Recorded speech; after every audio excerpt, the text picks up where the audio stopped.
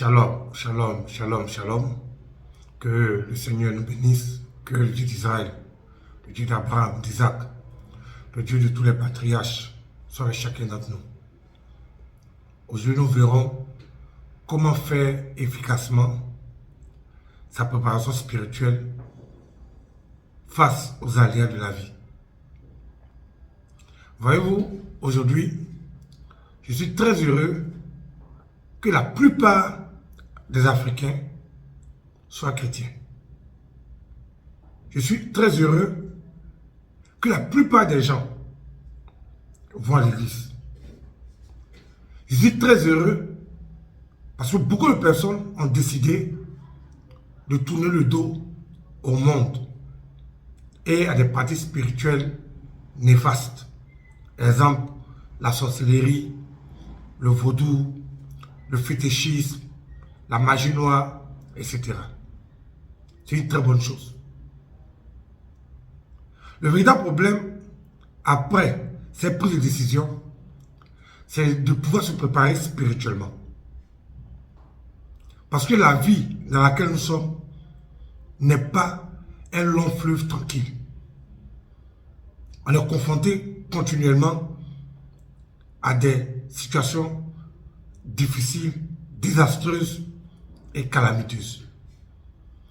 Et la plupart des gens ne sont pas préparés au chemin qu'ils ont choisi. Voilà pourquoi il y a beaucoup d'échecs, il y a beaucoup de situations malencontreuses et on appelle ça le désert. Oui, je vis telle situation, c'est que c'est mon désert.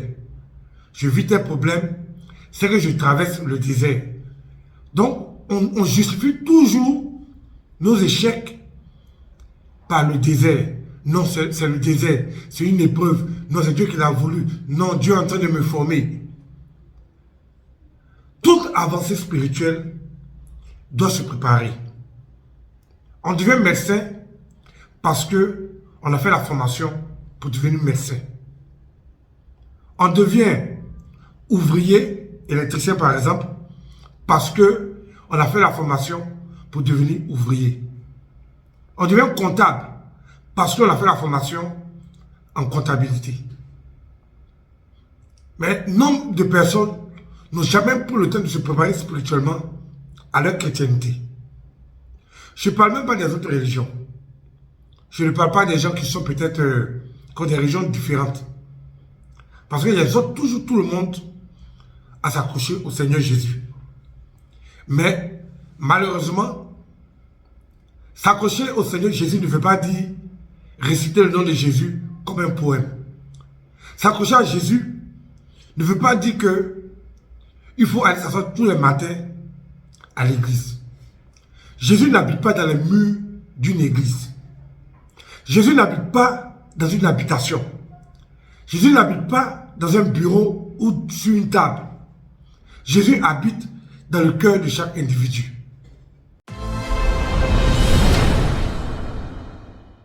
C'est là-bas que Dieu réside.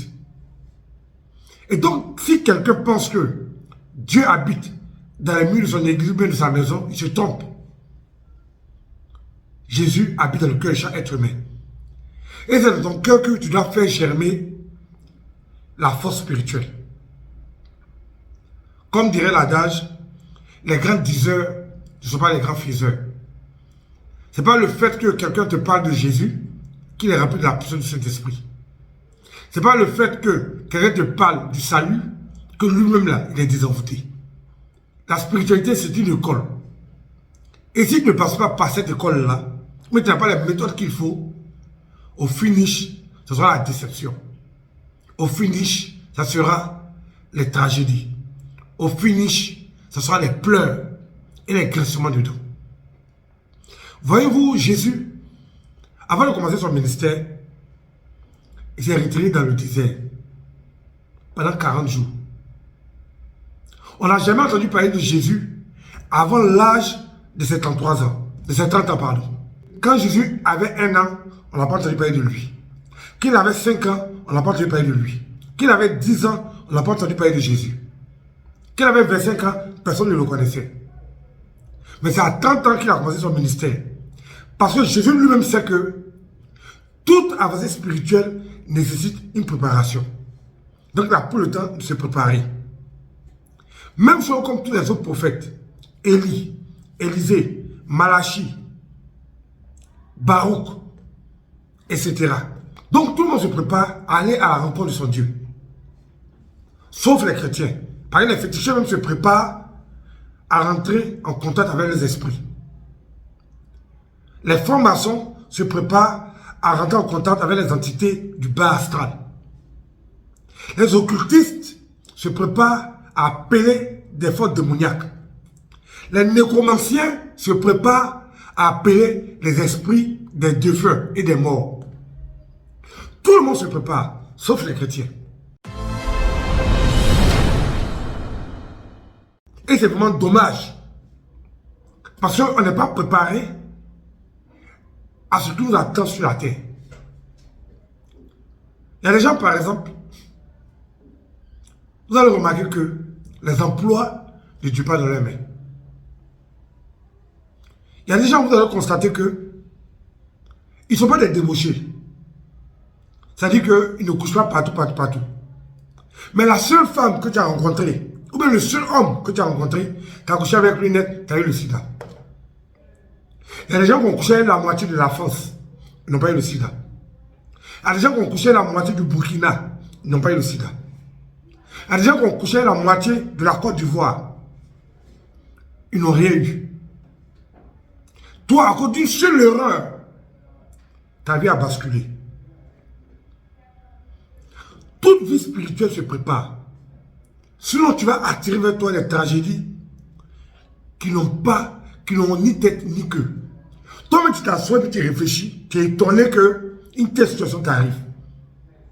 Parce que tu as accepté Jésus sans préparation. Jésus dit, je suis le chemin, la vérité et la vie. Donc, il est le chemin. Quel est le chemin que Jésus a enseigné à l'église? C'est la préparation spirituelle. Apparemment, les chrétiens refusent de se préparer spirituellement. Les chrétiens sont les premiers perdants de leur choix. Donc, dans cette vidéo, je vais vous expliquer comment se préparer spirituellement pour affronter les aléas de la vie. Pour affronter les dangers de la vie. Et c'est très important. La première étape pour se préparer contre les aléas de la vie, c'est d'abord, donner sa vie à Dieu. C'est la première étape. Vous allez me dire certainement, Guide Kamael, mais nous tous, on est chrétiens. Nous tous, on croit au Seigneur Jésus. Nous tous, on prie le Dieu d'Israël. Mais donner sa vie à Jésus, c'est pas ce que les gens croient. Donner sa vie à Dieu, c'est pas ce que les gens croient le plus souvent. On donne sa vie à Dieu parce qu'on sent un vide intérieur. On donne sa vie à Dieu parce qu'on estime que le chemin que nous prenons n'est pas bon. Beaucoup de personnes ont donné leur vie à Dieu simplement parce que on leur a dit à l'église, il y a prophétie. Et à l'église, on gagne travail. À l'église, on gagne mari. À l'église, si tu es malade, on peut te guérir. À l'église, patati patata. Donc ceux-là, ils ne sont pas comptés dans le groupe des chrétiens. Le groupe des chrétiens est constitué de ceux qui ont estimé que leur cœur était vide et qu'ils avaient besoin de la présence de Dieu pour remplir leur cœur. Ils ont compris qu'ils avaient besoin de tourner le dos au monde pour embrasser la félicité que Dieu nous offrait. C'est ceux-là les enfants de Dieu. Ceux qui sont partis à l'église pour d'autres raisons, avoir mari, avoir femme, avoir l'argent, avoir maison, avoir immeuble, ils ne sont pas des chrétiens. Ce sont des abonnés à l'église, ils ne sont pas des chrétiens. Donc, la base de la préparation spirituelle commence par une véritable conversion. La conversion, on ne demande rien en échange à Dieu. On dit à Dieu simplement, on sent que notre cœur est vide, de notre Créateur, on veut te suivre. Peu importe les difficultés auxquelles on est confronté, on veut te suivre. C'est ça un chrétien. Donc, il est important de faire la différence entre le chrétien et puis les abonnés à l'église. Ça, c'est la première chose. Donc, il faut t'assurer d'abord que tu n'es pas un abonné à l'église ou bien un abonné à la chrétienté, mais que tu es effectivement un enfant du Dieu d'Israël. Ça, c'est la première étape.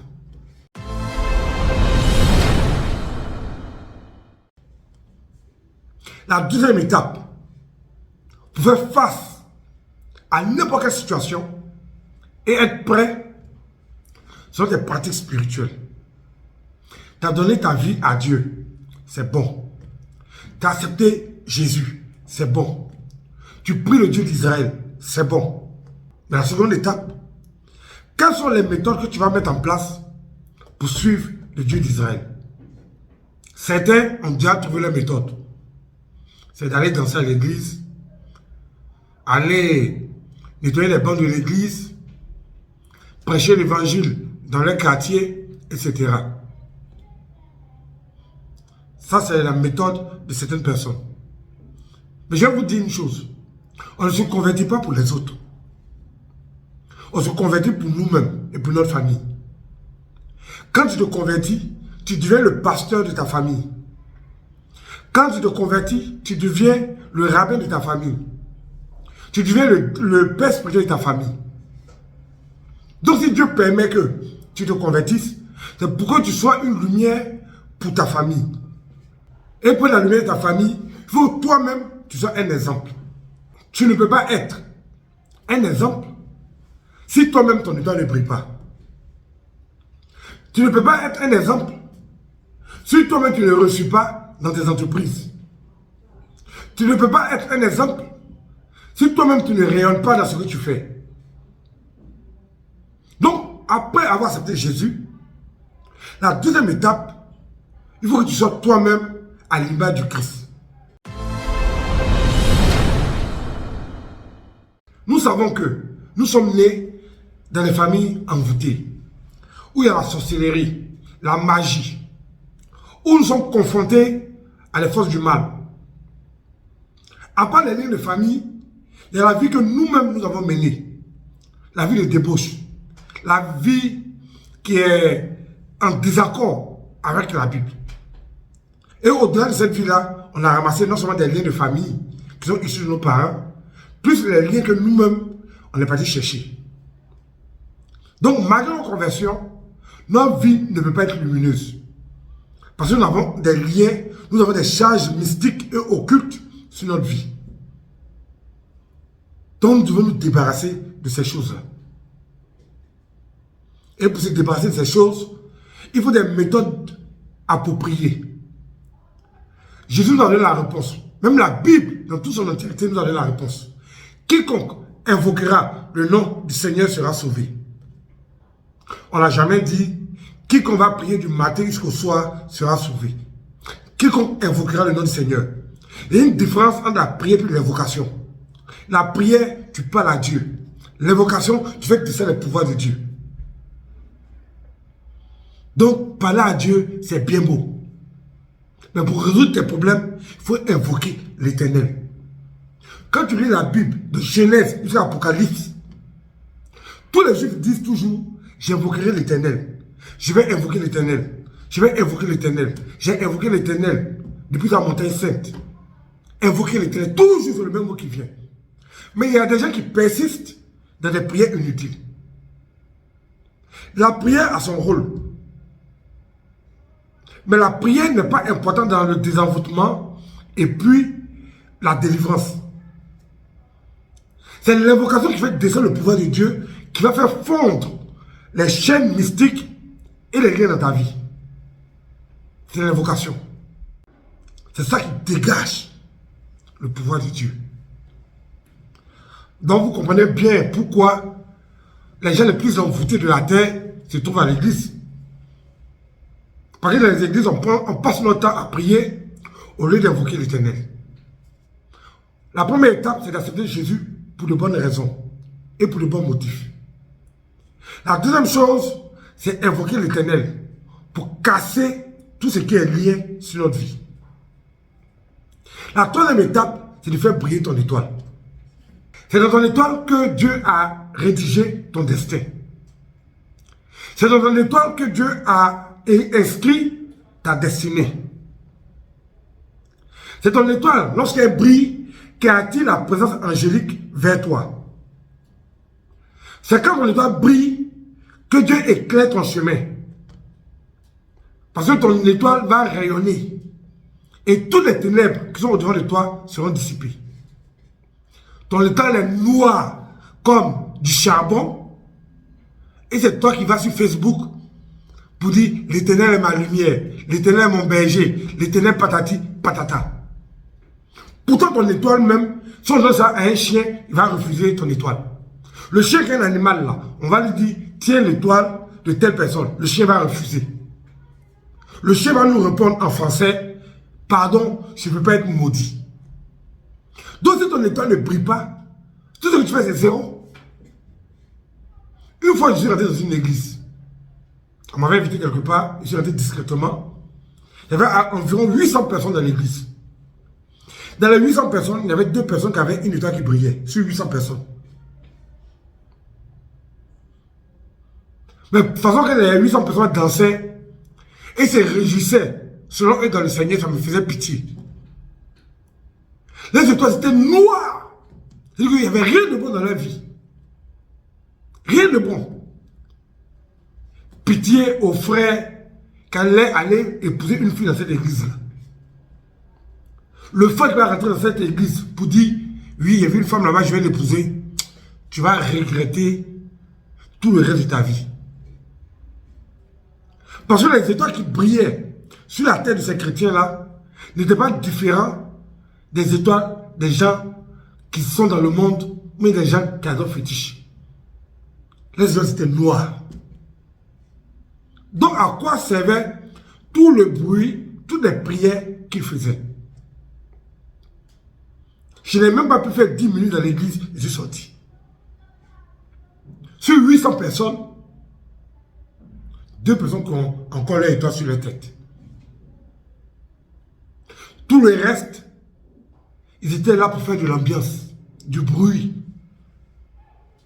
Parce que ton étoile ne brille pas, tu n'iras jamais au ciel. Ton étoile ne brille pas, aucun ange de Dieu n'est avec toi. Ce sont les anges des féticheurs et des marabouts qui sont avec toi. Les anges viennent auprès des personnes qui ont une étoile qui brille. C'est la preuve que ces personnes-là appartiennent à Dieu. Quand ton étoile est noire, tu dis que tu appartiens à Dieu.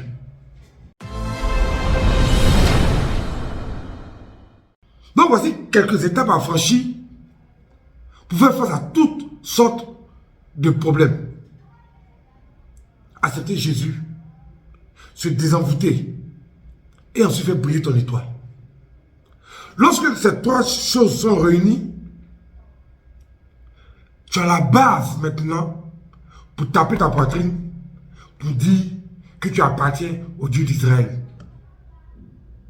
Sinon, si ton étoile ressemble à l'étoile des 800 personnes de cette église-là, vraiment, on peut même te confondre avec un féticheur. Voilà pourquoi il y a des personnes qui vont dans des églises, on leur dit non, toi tu es sorcier. Lui-même, il sait qu'il n'est pas sorcier.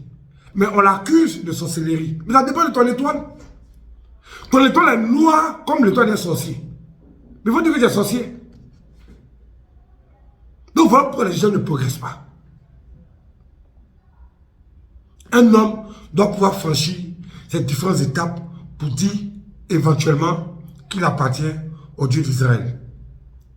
Et quand ton étoile finit de briller bien bon, ensuite, il faut protéger ton étoile. Pour ne pas que quelqu'un vienne voler ton étoile. Et c'est en cela que tu avanceras avec le Seigneur. C'est en cela que 1000 personnes tomberont à gauche, 10 000 à ta droite, tu ne seras jamais atteint. Car de tes yeux seulement, tu verras la rétribution des méchants. On va vers la fin de l'année. Quelle est la position de ton étoile? On va vers la fin de l'année. Quelle est la position de la protection de Dieu autour de toi? On va vers la fin de l'année. Qu'as-tu prévu pour faire face aux tragédies? Il y a d'autres qui ont prévu compter sur la chance. Même la chance, pour que ça te suive là, il faut tirer une bonne étape pour que la chance te suive. Donc tu comptes sur quoi? Nous comptons sur le Dieu d'Abraham, d'Isaac et de Jacob. Voilà pourquoi on a d'abord accepté Jésus On a commencé à les désenvoûter, casser les liens de famille, les liens de sorcellerie, les mauvais sorts, les malédictions prononcées contre nous. On a brisé ces choses-là. Et ensuite, on a travaillé notre étoile pour qu'elle brille. Et puis l'ange de Dieu est venu à côté de nous. Et on a demandé maintenant la protection toute puissante du Dieu d'Israël. Donc il y a des étapes à parcourir pour faire face aux aléas de la vie. Si des problèmes ne finissent pas, c'est que tu n'as pas encore respecté les différentes étapes. Le jour où tu vas respecter toutes ces étapes-là, alors les choses te réussiront. Et ta vie va briller, ta vie va rayonner. Accepte le Seigneur. Désenvoûte-toi. Il y a beaucoup d'options qu'on peut utiliser pour le désenvoûtement. Il y a beaucoup de stratégies de prière que j'ai révélées sur ma chaîne. Désenvoûte-toi. Purifie-toi. Car Dieu ne va jamais venir à la rencontre de ce qui est sale. Désenvoûte-toi. Brise tes liens. Et ensuite, fais briller ton étoile. Quand ton étoile brille, tout le monde t'envie. Quand ton étoile brille, tout ce que tu fais réussit. Quand ton étoile brille, tout le monde a besoin de ta présence. Quand ton étoile brille, où les autres échouent, toi tu réussis. Il ne s'agit pas d'écouter les enseignements. Il s'agit surtout de les mettre en pratique. Et c'est cela que le Dieu d'Israël sera avec toi. Voici que sont les étapes pour affronter n'importe quelle situation comme enfant de Dieu. Que le Seigneur nous bénisse, que le Seigneur nous aide, que le Seigneur nous assiste. Shalom, shalom. Shema Israël.